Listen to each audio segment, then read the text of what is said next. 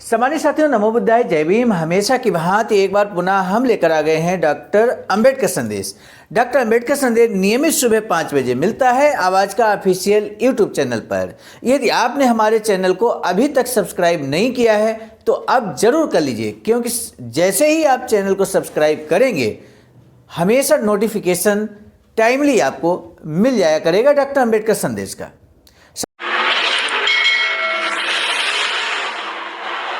सम्मानित साथियों, आज का डॉक्टर अंबेडकर संदेश हम ऐसा लेकर उपस्थित हुए हैं जो बाबा साहब ने स्पीच दिया था 20 जुलाई 1937 को।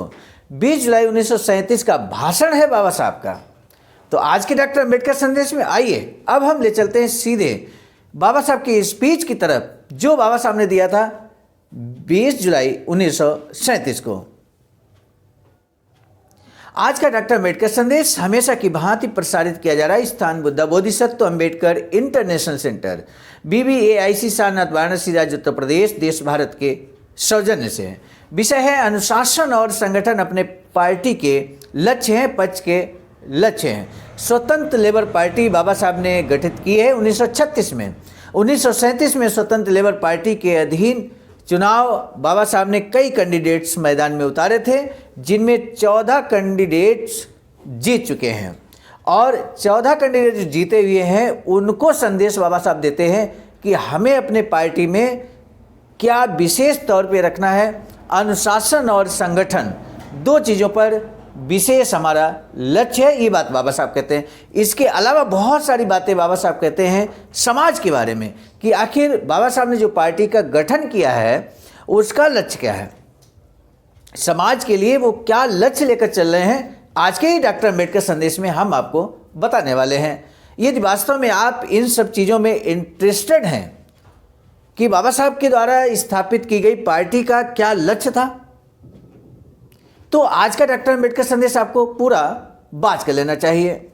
आज का जो संदेश लेकर हम उपस्थित हुए हैं वो बाबा साहब डॉक्टर अंबेडकर संपूर्ण वाङ्मय खंड 39 से यहाँ पर लेकर उपस्थित हुए हैं। 20 जुलाई 1937 को पुणे के अहिल्या आश्रम में डॉक्टर बाबा साहब अंबेडकर की अध्यक्षता में पृथक मजदूर पक्ष अर्थात स्वतंत्र लेबर पार्टी के मुंबई प्रांतिक असेंबली के सदस्यों की पहली सभा हुई।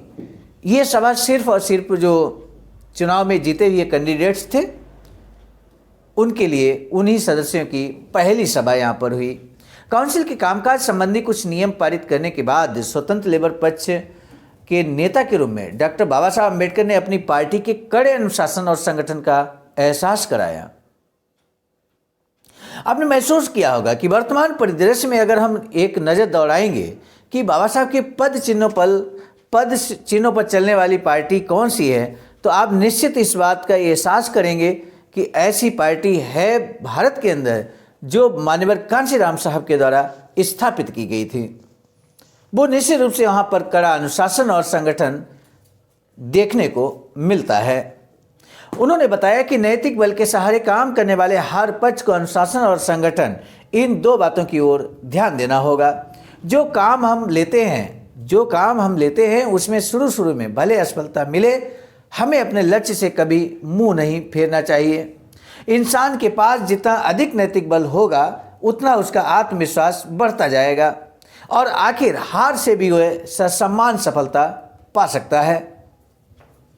बाबा साहब ने यहाँ पर नैतिक बल पर विशेष ध्यान दिया है। इस बात को हमें भी ध्यान में रखना होगा।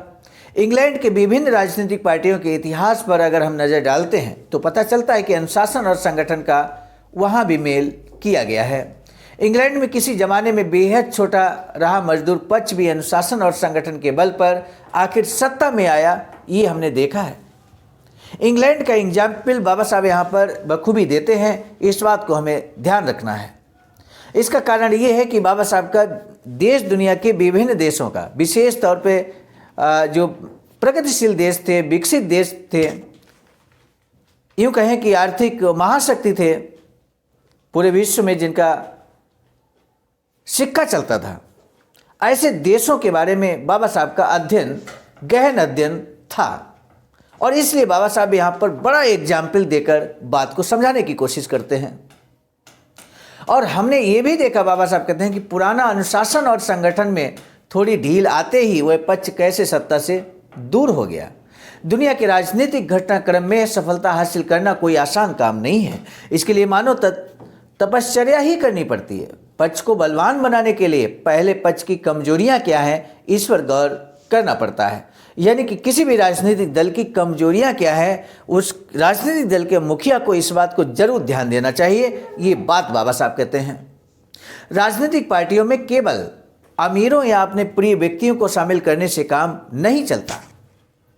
विभिन्न विषयों का अध्ययन कर चुके और विभिन्न विषयों के विशेषज्ञों को ही अपनी पार्टी में जिम्मेदारी की जगहों पर नियुक्त कर पार्टी की दिशा तय करनी होती है। भावपूर्ण और प्रभावी भाषा का इस्तेमाल करते हुए जनता को गुमराह कर सत्ता में आने वाले बड़े पक्ष की तुलना में अनुशासन, संगठन तथा उज्जवल उद्देश्य का एहसास होने वाले अल्पसंख्यक लोगों की छोटी पार्टी ही आखिर राजनीतिक क्षेत्र में प्रभाव डालते हुए सफल होता है।